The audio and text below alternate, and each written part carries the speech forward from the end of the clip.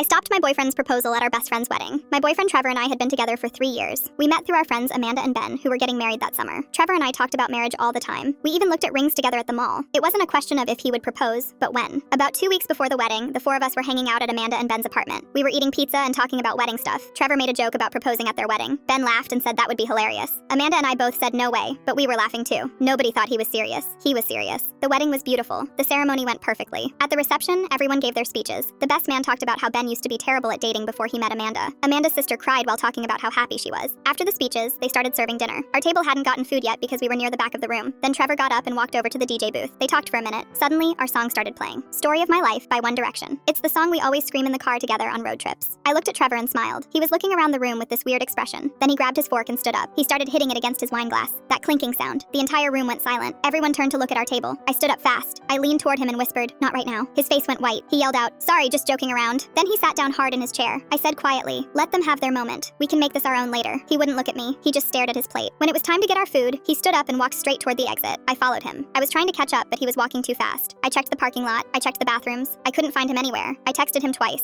I called him 3 times. He didn't answer, so I went back inside. The reception kept going. People were dancing. Amanda and Ben were cutting the cake. I sat at our table alone. I kept checking my phone. An hour and a half went by. Then Trevor came back. He sat down in his chair. He still wouldn't look at me. His eyes were red like he'd been crying. He looked destroyed. I tried to talk to him, but he just shook his head. I tried to enjoy the rest of the night. I danced with Amanda's mom. I ate cake. I took pictures in the photo booth by myself, but the whole time Trevor just sat there staring at nothing. When the reception ended, we walked to the car together. I thought he was going to yell at me. I thought we were going to have a huge fight. Instead, he just said, "I don't want to talk about it right now." The whole drive home was silent, just the sound of the car and the road. We got back to our apartment. He went straight to the bedroom and closed the door. I slept on the couch that night. The next morning, he was gone. He left a note that said he was staying at his brother's place for a few days. I texted him asking if we could talk. He said he needed space. 3 days later, he finally came home. We sat on the couch. He told me he'd spent weeks planning it. He talked to the DJ ahead of time. He had the ring in his pocket. He practiced what he was going to say in the mirror that morning. He said when I stopped him, he felt humiliated in front of everyone. He felt like I didn't want to marry him. I tried to explain that I did want to marry him, just not at someone else's wedding. He said he understood that now, but in the moment, he felt rejected. Amanda called me the next day. She said people at the wedding were asking what happened. She said she heard from one of the bridesmaids that Trevor had told the DJ he was proposing. She wasn't mad, but she said she wished he hadn't tried to do it at her wedding. I apologized even though it wasn't really my fault. She said it was fine and that she hoped Trevor and I worked things out. Trevor and I tried to move forward, but things felt different. He barely talked to me for weeks. When I brought up marriage, he changed the subject. When I suggested looking at rings again, he said he wasn't ready. 2 months later, he moved out. He said he couldn't get past what happened. He said every time he thought about proposing now, he just remembered everyone staring at him when I stopped him. We broke up officially in October.